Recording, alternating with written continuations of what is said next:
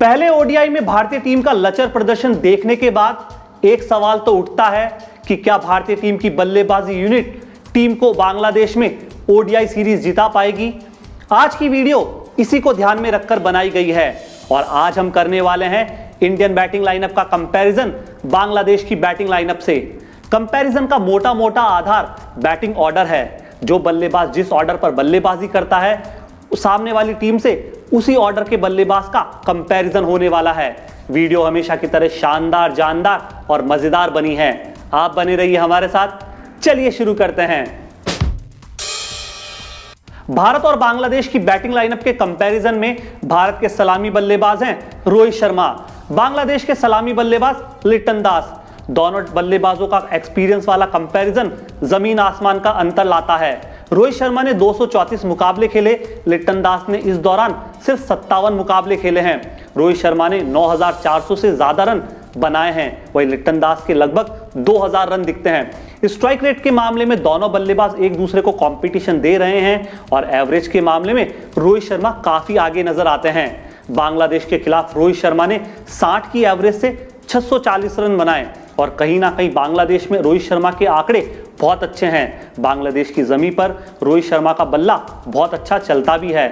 2022 में रोहित शर्मा ने 6 ओडीआई मुकाबले खेले, 171 रन बनाए। हालांकि 2022 में रोहित शर्मा का बल्ला कंसिस्टेंट रहा नहीं। वहीं बात की जाए लिटन दास की तो इन्होंने इस साल 35 की एवरेज से रन बनाए और इंडिया के खिलाफ जो इनका रिकॉर्ड है वो 286 रन का बताता है। इस साल 10 मुकाबलों में 500 से ज्यादा रन और इस साल लिटन दास ने जिस तरह से परफॉर्मेंस किया कहीं ना कहीं रोहित शर्मा से भारी पड़ते हुए नजर आते हैं। लेकिन फिर भी कंपैरिजन में हम रोहित शर्मा को एक वोट ज्यादा इसलिए देंगे क्योंकि रोहित शर्मा का पास्ट रिकॉर्ड कमाल का है। अब दोस्तों बात करते हैं दूसरे बल्लेबाज की। भारत की ओर से है शिखर धवन, बांग्लादेश की ओर से नजूमुल शांतनु। कमाल के बल्लेबाज हैं, दोनों ही लेफ्ट हैंडेड बल्लेबाज कमाल की बल्लेबाजी करना जानते हैं। शिखर धवन ने 164 मुकाबलों में 6700 से ज्यादा रन बनाए हैं, 91 की स्ट्राइक रेट और 44 की औसत से। बांग्लादेश के खिलाफ शिखर धवन ने 317 रन ठोके हैं और इस साल भारत की तरफ से सबसे ज्यादा मैच खेलने वाले ओडीआई में शिखर धवन नजर आते हैं। इस साल शिखर धवन ने 19 मुकाबले खेले, 670 रन बनाए और शिखर धवन ओडीआई में खुद को साबित करते हुए आए। दूसरी तरफ बात करें शांतो की तो कमाल की बल्लेबाजी इन्होंने इस साल की T20 में बहुत अच्छे हाथ दिखाए। हालांकि एक्सपीरियंस ज़्यादा नहीं है, 13 मुकाबले इनके खाते में नज़र आते हैं और रन के मामले में भी बहुत कम आंकड़ा नज़र आता है। स्ट्राइक रेट काफ़ी कम है, एवरेज लगभग 15 की नज़र आती है। और कहीं ना कहीं जब हम बात करते हैं इंडिया के खिलाफ तो 2 मुकाबले खेले और वहाँ पर सिर्फ 7 रन बनाए हैं। लेकिन इस साल 5 मुकाबलों में 96 रन शांतो के बल्ले से निकल कर आए हैं। दोनों बल्लेबाजों में कंपैरिजन किया जाए तो एक बार फिर भारतीय बल्लेबाज की मुझे यहाँ पर जीत बनती हुई दिख रही है। अब दोस्तों बात करते हैं नंबर 3 बल्लेबाज की। भारत की ओर से है रन मशीन विराट कोहली। कोहली के बल्ले से विराट पारी निकल रही है, फॉर्म में कोहली लग रहे हैं और आंकड़े भी कमाल के हैं। भारत की तरफ से सबसे ज्यादा ओडीआई रन बनाने वाले मौजूदा खिलाड़ी हैं। 263 मुकाबलों में 12000 से ज्यादा रन इनके पिटारे में दिखते हैं। स्ट्राइक रेट 92 की लेकिन एवरेज लगभग 58 की, जो इंडियन बैटिंग लाइनअप में सबसे ज्यादा है। सबसे कंसिस्टेंट विराट कोहली लग रहे हैं और हर मैच में भारत को रन बनाकर दे रहे हैं। विराट जिस फॉर्म से गुजर रहे हैं ऐसे विराट हमने 3 साल पहले देखे थे और हर मैच में विराट कोहली रन तो बना के दे ही रहे हैं। इस साल इन्होंने कमाल की पारियां भी खेली है। 8 ओडीआई मुकाबलों में 175 रन बनाए हैं। वहीं बांग्लादेश के खिलाफ 680 रन का रिकॉर्ड कहीं ना कहीं रिकॉर्ड बुक्स में दिखता है। अब दोस्तों इनके कंपैरिजन में जो खिलाड़ी है उनका नाम है अनामुल हक।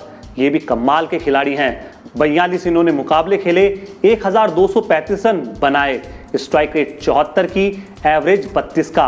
विराट कोहली के कंपैरिजन में बहुत कम एवरेज और बहुत कम स्ट्राइक रेट इस बल्लेबाज की नजर आती है।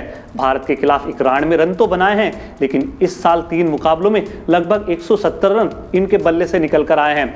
इस साल अनामुल हक का बल्ला बहुत अच्छी तरह से चला भी है। एक बार फिर जब हम कंपैरिजन करेंगे तो भारतीय बल्लेबाज बाजी मारते हुए नजर आएंगे। यानी टॉप ऑर्डर के डिपार्टमेंट को आप देखेंगे तो भारतीय बल्लेबाज हर डिपार्टमेंट में बहुत अच्छे नजर आ रहे हैं। एक्सपीरियंस खिलाड़ी हैं, इन फॉर्म लग रहे हैं और कहीं ना कहीं इंटरनेशनल पास रिकॉर्ड बहुत अच्छा दिखता है। अब दोस्तों बात करते हैं मिडिल ऑर्डर की, जहां पर भारत की ओर से होते हैं श्रेयस अय्यर, बांग्लादेश की ओर से नाम है शाकिबुल हसन का। बहुत कमाल के एक्सपीरियंस और गजब के खिलाड़ी हैं शाकिब अल हसन। 222 ओडीआई मुकाबलों में 6,781 रन अब तक बना चुके हैं। 82 का स्ट्राइक रेट, लगभग 38 का औसत। भारत के खिलाफ तो शाकिब बहुत अच्छी तरह से बल्लेबाजी करते ही हैं। एवरेज ओवरऑल से बहुत अच्छा नजर आता है भारत के खिलाफ। 615 रन अब तक बना चुके हैं और इस साल 7 ओडीआई मुकाबलों में 181 रन भी बनाए।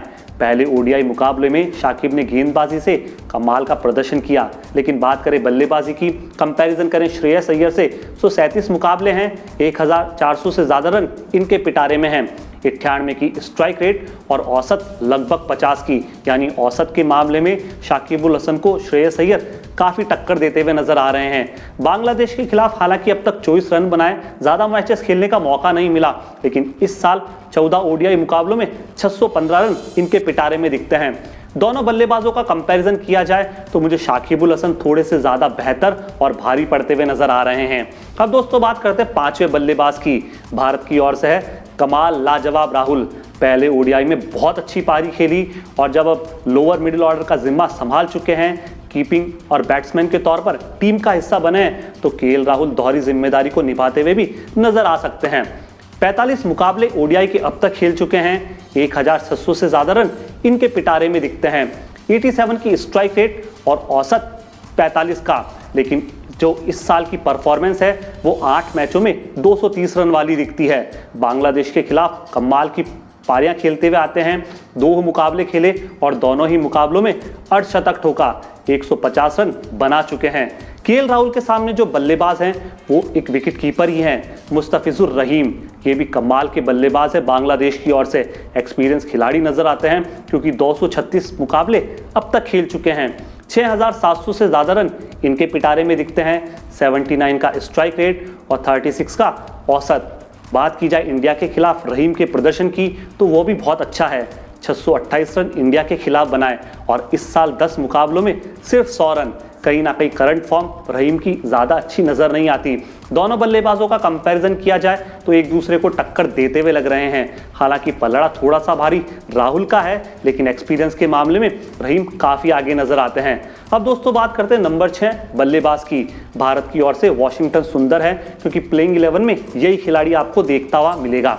10 मुकाबले खेले, 164 रन बनाए, 93 की स्ट्राइक रेट, 48 का औसत।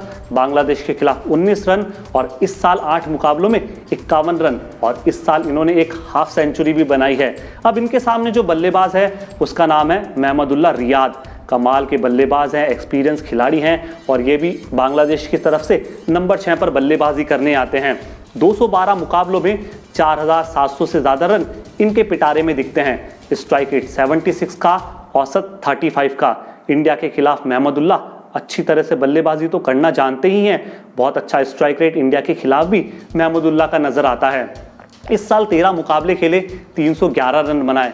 अब सुंदर और महमदुल्ला का कोई कंपैरिजन बनता तो नहीं है, लेकिन नंबर 6 पर महमदुल्ला बांग्लादेश की तरफ से बहुत स्ट्रांग बल्लेबाज नजर आ रहे हैं। भारत की तरफ से ऐसे बहुत सारे और बल्लेबाज हैं जो प्लेइंग 11 का हिस्सा बन सकते हैं, लेकिन उन्हें मौका मिलेगा क्या, ये देखने वाली बात होगी। लेकिन बात की जाए सेंचुरी की तो बांग्लादेश के जितने भी बल्लेबाज हैं उन्होंने अब तक 28 इंटरनेशनल सेंचुरी बनाई है, लेकिन भारत के अकेले रोहित शर्मा के नाम 29 सेंचुरीज हैं। सेंचुरीज के मामले में भारतीय बल्लेबाज काफ़ी आगे हैं, यानी ओडीआई में बड़ी बड़ी पारियां खेलना इन बल्लेबाजों को आता है। लेकिन क्या दूसरा और तीसरा ओडीआई मुकाबला ये बल्लेबाज भारत को जिता पाएंगे क्या, ये सबसे बड़ा सवाल है। ऐसा होगा क्या, इसका जवाब दोस्तों आप हमें दीजिए नीचे कमेंट बॉक्स में। हमारा वीडियो कैसा लगा इस पर भी अपनी प्रतिक्रिया देंगे तो हमें खुशी होगी। शुक्रिया, बहुत बहुत धन्यवाद।